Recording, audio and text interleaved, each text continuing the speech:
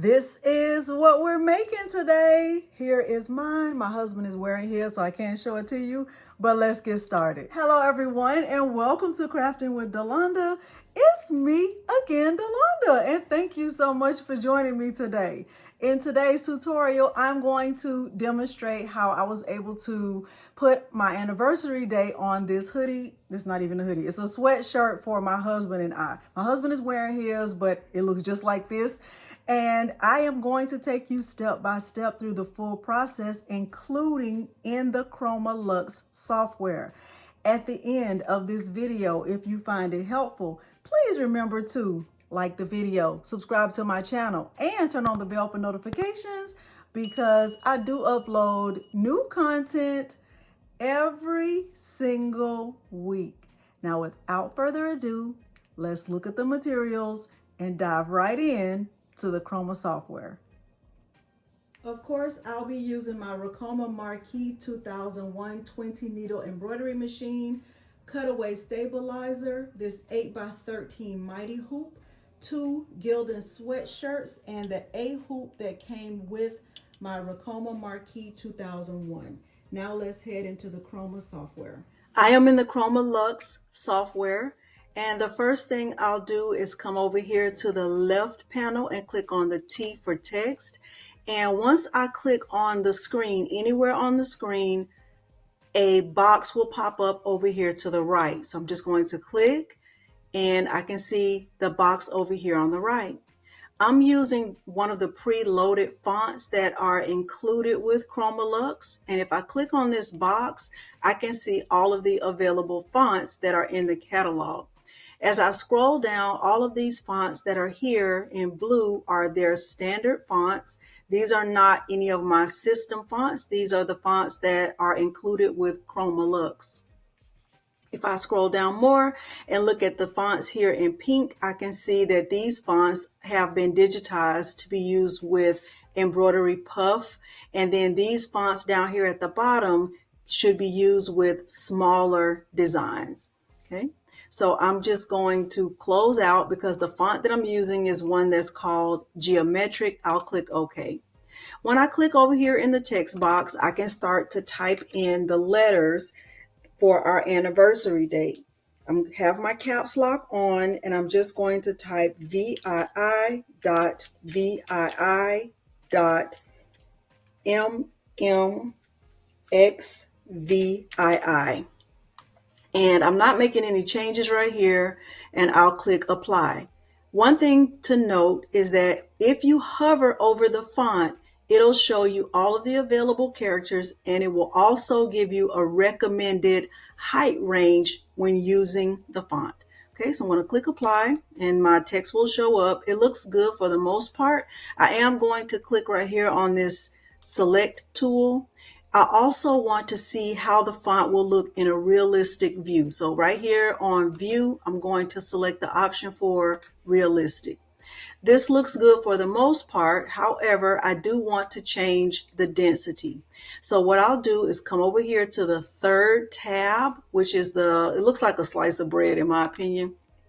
And I do have a lot of options within the Ricoma Lux software. Right now, the fill is on a standard, it's on a satin pattern, and the density is at 0.40. I am going to decrease the density to 0.30 and click apply. Okay, so let's see how that changes. It kind of tightens up the thread or how it's going to stitch out. Now, within the Ricoma Lux software, there are a lot of options. So if I did not want to go with a satin stitch, I could choose a brick and click apply. You can see what it looks like there. I can choose corn as a pattern and click apply. You can see what the patterns look like as I make changes. There are a lot of options. There are also options for fill type. Right now, my fill type is on standard. And I don't know much about these options up here, but there's the option to go with an embossed look. But because I don't know much about this, like with scale and angle and all of that, I'm still at the very, very, very new stage of using this software. I'm not going to make changes, but let's just see what it looks like. Okay, so that's embossed. Let's see if I change the density to 30. Okay, it tightens it and it gives it an embossed look. There are a lot of options. Oh my goodness. This is number 184. Let's see. Okay, so just a lot of different options for embossing. Wow. Okay. And then there are, there's a whipped fill type and a raised fill type. Let me see what this is.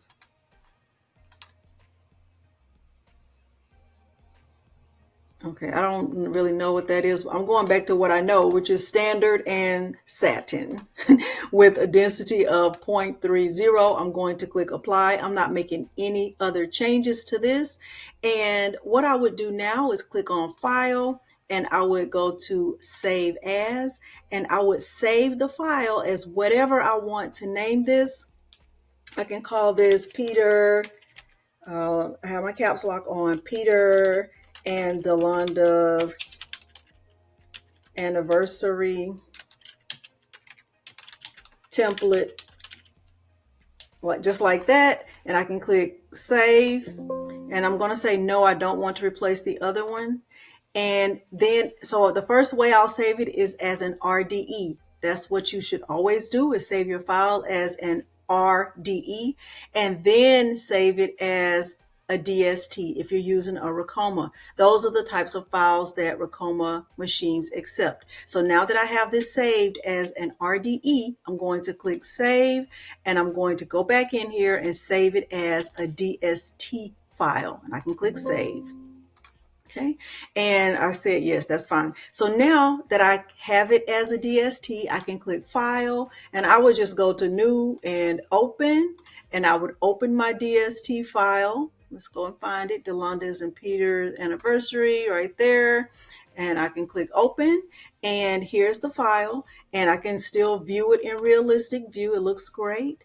And what I would do is go to file and send to machine, and I can just send it over to my Ricoma and it's there. Now, the next thing that I will do is make the heart with the initial. So I'm going to close this out. I'm going to go to new.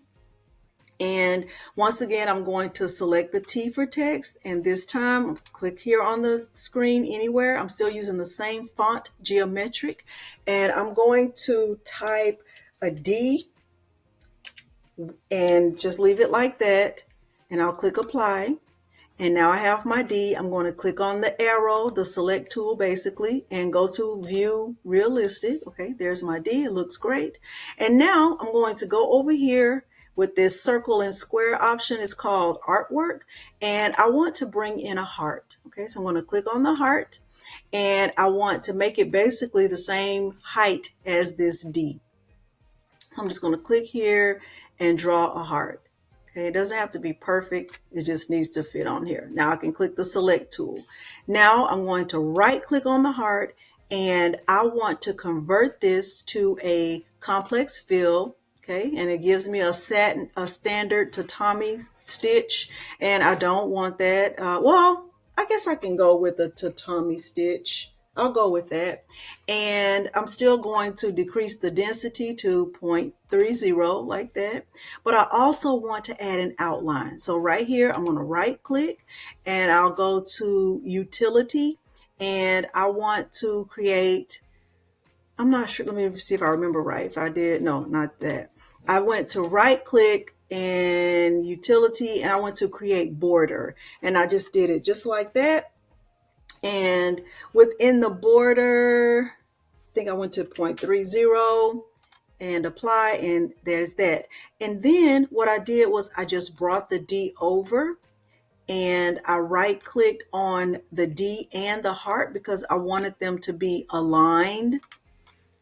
Okay, and that is that. I didn't make any other changes. I went to file, save as, D heart, like that, and I saved it as an RDE. I'm going to click save, and then I went back in and I saved it as a DST and sent it over to my embroidery machine. So let's just call this D Heart 1, and I'm going to save it as an RDE.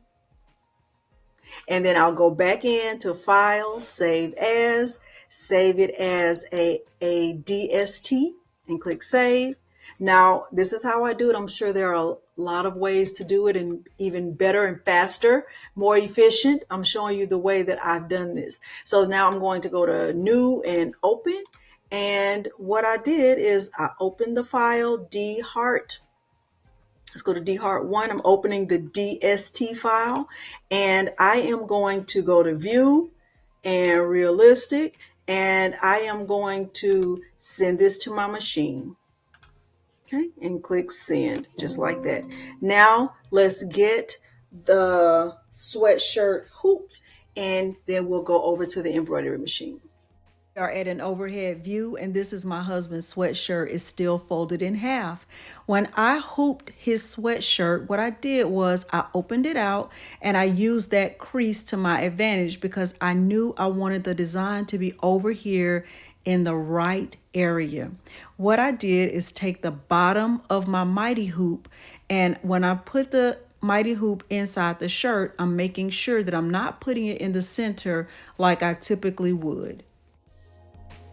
I am putting the hoop over to the right, and I am going to put the hoop inside the shirt, and I'll put a piece of stabilizer on top, just like I always do. I'll put a piece of stabilizer, cutaway stabilizer, that is big enough to cover the entire hoop. And then I will place the top of the hoop on top, and then we will go over to the embroidery machine. Now I'm at the embroidery machine. I've added the hoop to the machine. Make sure you don't hoop your garment together. Make sure you can see the embroidery arm. Now here on the panel, I already have the image pulled up. And what I'm going to do is look at where the image is. It's centered. I'm going to select the hoop. I'm selecting my 8x13 mighty hoop. And the machine will automatically center the hoop on there. And what I'm going to do is, now with the panel, up is down and down is up, left is right and right is left. I'm going to move the design a little bit up. So I have to press the down arrow and I have to move it a little bit to the right. So I have to select the option to move it to the left. Now that I'm in embroidery mode, I am going to do a trace and then a trace design to see exactly where the design will be stitched on the sweatshirt.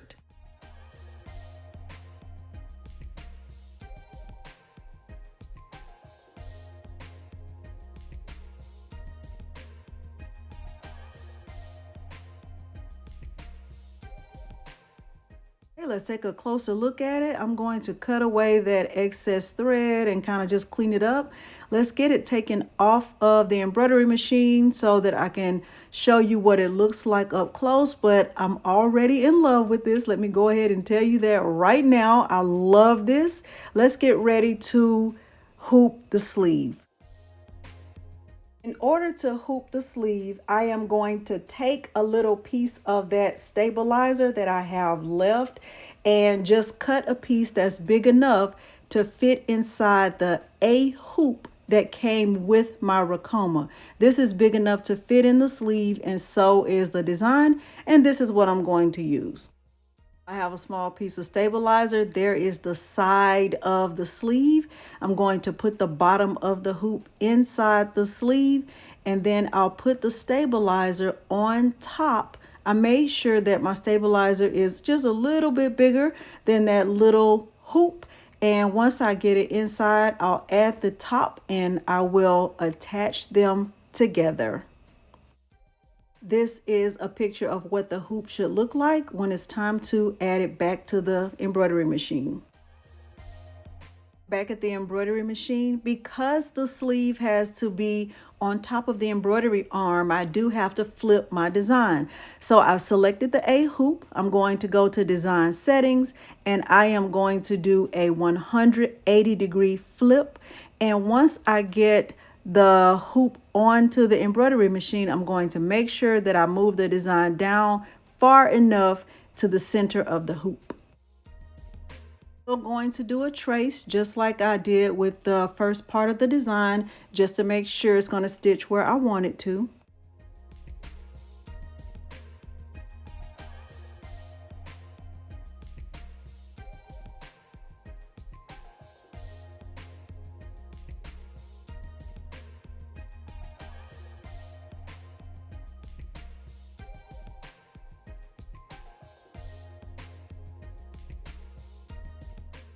This is how my husband's sleeve will look. I'm going to repeat this process with the sweatshirt for myself. My machine was still ready for the sleeve. I just started with the sleeve before proceeding to the main design. First, we'll stitch out the heart and the letter P. If you didn't know, I already love it. I love this. Now to stitch out the date on my sweatshirt. And here are our finished sweatshirts. And what am I going to say? I love it. Hopefully you found this tutorial helpful. If you did, please remember to like the video, subscribe to my channel, and turn on the bell for notifications because I do upload new content every single week. Thank you so much for joining me today, and thanks for watching. Bye.